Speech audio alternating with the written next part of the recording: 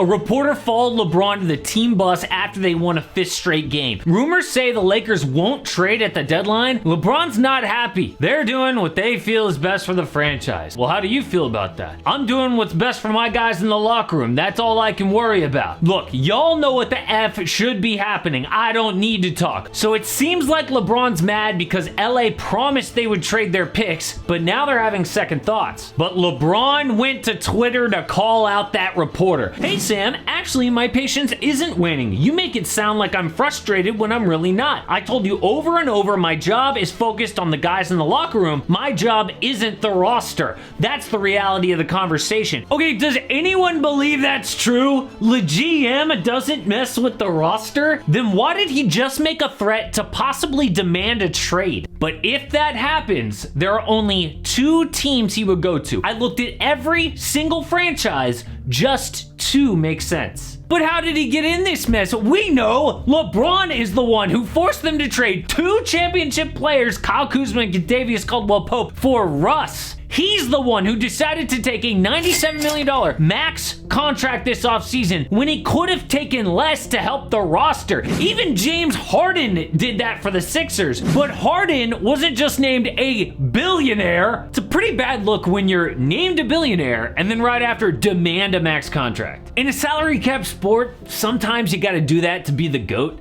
Business Insider analyzed Tom Brady. Brady frequently took contract extensions and restructured his deals to help the Patriots address other positions, giving up at least $60 million in his career, maybe as high as $100 million. Look, it helps when your wife at the time is a gajillionaire, but LeBron still messed up. But even with all of that, I would still be pretty upset if I was LeBron. Imagine dominating every night. Rumors say the team is not going to trade the picks, but before the season, your GM said this. Will the Lakers trade their picks? Will they not trade their picks? Let me be abundantly clear. We have one of the great players in LeBron James to ever play the game on our team, and he committed to us with a long-term contract, a 3-year contract. So, of course, we will do everything we can, picks included, to make deals that give us a chance. It almost sounds like a literal promise. Like I could just see LeBron with his pen to that extension and he's like, okay, if I sign this, are you going to trade the picks? And Rob Pelinka's like, of course we are. Just sign it. Backstabber Rob. Am I right, Magic? When you allude to the backstabbing, who exactly were you talking to? No, just Rob. So what if Rob does go back on his word here? The only thing left for LeBron to do is threaten to leave. People say he already made that threat. I don't know.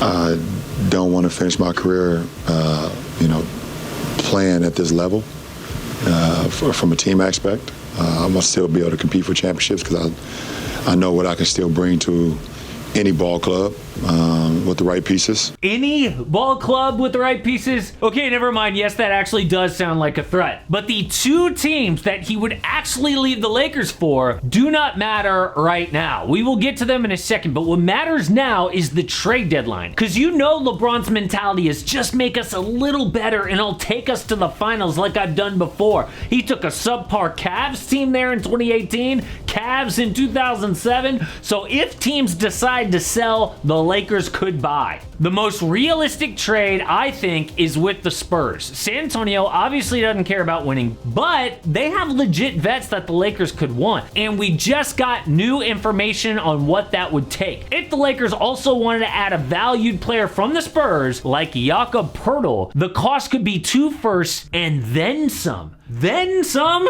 for Jakob Poeltl? No, actually, the Lakers would get Poeltl, Josh Richardson, and Doug McDermott, and the Spurs would get Russ, both picks, and Max Christie. He's the then some. And I get it, that is way too much to pay, but Doug McDermott is shooting 42% from 3 this season. Poeltl gives them more defense. That is exactly what the Lakers need. Jay Rich adds more depth, but you can see why the Lakers do not want to do trades. Like, these are the kinds of offers they're getting. But forget like Bojan Bogdanovic or Miles Turner, the player LA would go all in for is a Raptor. I just did a video talking about why Toronto could blow everything up, but obviously LeBron would want Pascal Siakam, all NBA, proven number 2 for a championship, but he is way too expensive. Be realistic. Like if Pascal or OG got on the market, LA cannot compete with all the other offers for those guys. So instead, the Lakers could get Fred VanVleet, Gary Trent Jr., Thad Young, and Josh Jackson for salary. The Raptors get Russ, Lonnie Walker, Max Christie, and both firsts. So LA gives up all of their picks and young players for 2 good vets on the last years of their deal. And this is realistic because if Toronto doesn't trade VanVleet and Gary Trent, they could walk for nothing. Of all the Raptor rumors out there, these are the 2 guys most likely to move. VanVleet is having a down shooting year, but that could turn around, and he's better than what LA has right now. He's also a better starting point guard than like Dennis Schroeder or Patrick Beverley or Russell Westbrook. And he has championship experience.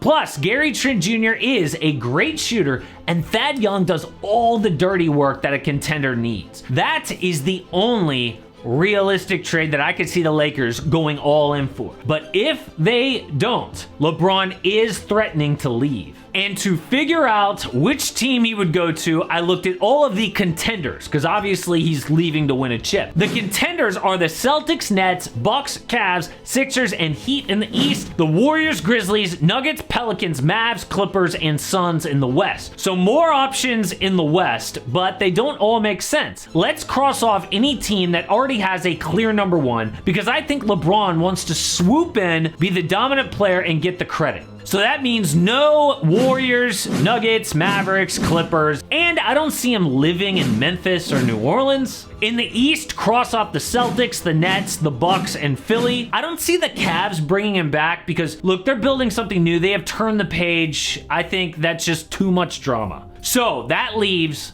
the Heat and the Suns. The Suns get LeBron, the Lakers get DeAndre Ayton and Cameron Payne. Ayton is the only player with a big enough contract to get back LeBron's contract. They're not going to trade Devin Booker, and I think CP3 is too old. They move Ayton because he doesn't even want to be there. He and his coach just got caught fighting. There are rumors his teammates are kind of over him too. Also, Phoenix is less than an hour flight from LA. LeBron could visit his family, he could hop on a private jet whenever he wants. It works with a family piece too, and the Suns were just sold to a young billionaire, and this is the exact kind of like big, splashy trade a new owner would make. The Suns window is closing, but with LeBron, Booker and CP3 could finally get that chip, but my money would be on the Heat. LeBron loved his time there. Jimmy Butler needs someone a little better than him to get over the top. LeBron would get all the credit if they won, and the roster is a good fit. They have defensive talent. They have shooting. Eric Spoelstra is already comfortable coaching him. So the Heat get LeBron, the Lakers get Tyler Hero, Duncan Robinson, Dwayne Dedmon. Hero is a very good fit with Anthony Davis, but